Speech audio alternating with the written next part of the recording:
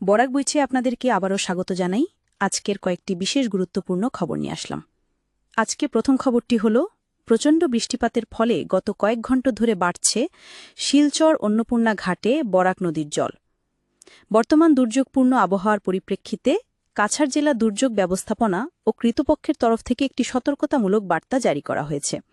ভারতীয় আবহাওয়া অধিদপ্তরের পূর্বাভাস অনুযায়ী পরা নদীর জল ধারাবাহিকভাবে বৃদ্ধি পাচ্ছে এবং এর ফলে কাছাড় জেলার বিস্তীর্ণ এলাকা, বিশেষ করে শিলচর শহরের নিচু অঞ্চলগুলিতে বন্যার আশঙ্কা রয়েছে, যার জন্য জেলা প্রশাসন নাগরিকদেরকে অপ্রয়োজনীয়ভাবে জলাবদ্ধ এলাকা এড়িয়ে চলার এবং বৈদ্যুতিক সরঞ্জাম বন্ধ রাখার আহ্বান জানানো হয়েছে।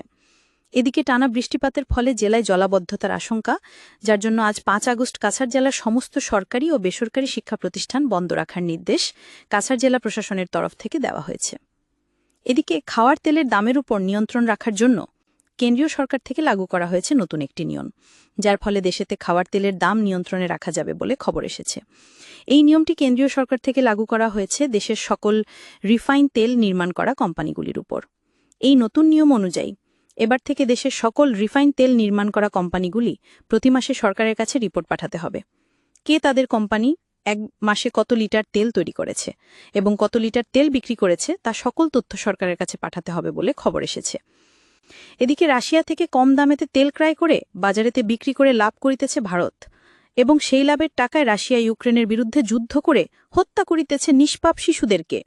ভারতকে লালচোখ দেখিয়ে আবার শুল্ক বৃদ্ধির দমক মার্কিন রাষ্ট্রপতি ডোনাল্ড ট্রাম্পের। এদিকে এবার থেকে রেলের রাস্তায় হাঁটলে ৬ মাস পর্যন্ত জেল এবং জরিমানা করা হবে। রাজস্থান রেলওয়ের তরফ থেকে কড়া নির্দেশনা জারি করা হয়েছে। এদিকে রাজ্যের মেট্রিকের ছাত্রছাত্রীদের জন্য এসেছে একটি ভালো খবর। আগামী অক্টোবর মাস থেকেই মেট্রিকের ছাত্রছাত্রীরা প্রতি মাসে লাভ করিবেন ৩০০ টাকা করে। ঘোষণা মুখ্যমন্ত্রী ড হেমন্ত বিশ্ব শর্মার। এদিকে রেশন কার্ড থাকা সকলের জন্য এসেছে একটি ভালো খবর। রেশন কার্ড থাকা সকলেরা ডাল প্রতি কেজি ৬৯ টাকায় এবং চিনি প্রতি কেজি ৩৮ টাকায় এবং লবণ প্রতি কেজি ১০ টাকায় আগামী ১ অক্টোবর থেকে রেশন কার্ডের হিতাধিকারী সকলেরা লাভ করিবেন বলে আসাম সরকার থেকে জানানো হয়েছে। এদিকে আসামের লাখ লাখ মহিলাদের জন্য এসেছে একটি ভালো খবর। রাজ্যের যে সকল মহিলারা নতুন করে অন্নদয় প্রকল্পে আবেদন করেছিলেন, এই সকল মহিলারা আগামী ১৭ সেপ্টেম্বর থেকে অন্নদয় প্রকল্পের ১২৫০ টাকা করে লাভ করিবেন। তার সঙ্গে যে সকল মহিলাদের অন্নদয় প্রকল্পের তালিকায় নাম রয়েছে, এই সকল মহিলাদেরকে ২৫০ টাকা কম দামেতে দেওয়া হবে রান্নার গ্যাস বলে আসাম সরকার থেকে জানানো হয়েছে।